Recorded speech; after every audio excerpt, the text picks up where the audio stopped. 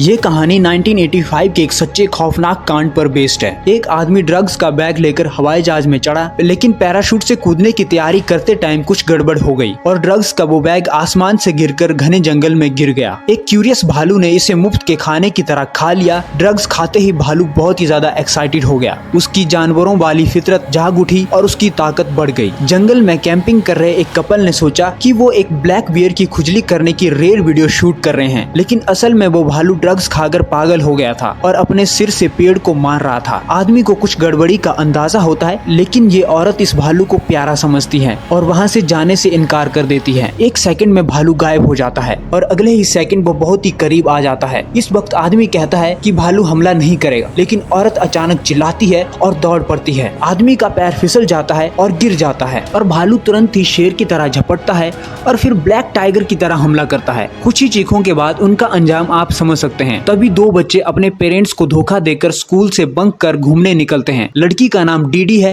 और लड़के का नाम हेनरी है। डीडी झाड़ियों में एक ड्रग्स का पैकेट ढूंढती है जिसे वो चाकू से काटती है और अंदर सफेद पाउडर होता है। उसकी तीखी बदबू से वो उल्टियां करने लगते हैं। जमीन पर नजर डालते हैं तो वहाँ और भी टूटे फूटे पैकेट बिखरे हुए होते हैं, लेकिन वो दोनों ये नहीं देखते कि एक काला पंजा उनके पास आ रहा है। जब वो मुड़कर देखते हैं तो वो चीज बिल्कुल करीब होती है। दूसरी तरफ डीडी की माँ को पता चलता है कि उसकी बेटी गायब है और वो फॉरेस्ट मैनेजमेंट ऑफिस में शिकायत करने जाती है। मैनेजर मेई आंटी और उनका असिस्टेंट डीडी की मां को लेकर जंगल में खोजबीन के लिए जाते हैं। दूर से वो देखते हैं कि हेनरी एक बड़े पेड़ पर चढ़ा हुआ है और कहता है कि वहाँ एक भालू घूम रहा है। वो नीचे उतरने का नाम नहीं लेता। असिस्टेंट उसकी बात को मजाक में लेता है, लेकिन भालू ने अब चुपके से हमला करना सीख लिया था। अचानक मेई आंटी को गुस्सा आता है और वो सभी को छोड़कर मदद के लिए भाग जाती है। भालू के झपटते ही सब डरकर पेड़ पर चढ़ जाते हैं, लेकिन वो सब एक बात भूल जाते हैं, भालू तो पेड़ पर चढ़ने में माहिर होता है। देखते ही देखते हेनरी भालू के पंजों के नीचे मरने वाला था कि अचानक काले भालू ने अपने दांतों को चबाया। उसे एक अजीब सी महक आई और वो अचानक फुर्तीला हो गया, जैसे कि कोई 500 किलो का भारी जानवर ही ना हो। वो पागलों की तरह असिस्टेंट के शरीर को चाटने लगा और 1 मिनट के अंदर ही असिस्टेंट की मौत हो गई। इस मौके का फायदा उठाते हुए डीडी की माँ हेनरी को लेकर वहाँ से भाग जाती है और डीडी की खोज जारी रखती है। अनलकी मेई आंटी वापिस मैनेजमेंट ऑफिस पहुँचती है और एक तरफ एम्बुलेंस का इंतजार भी करने लगती है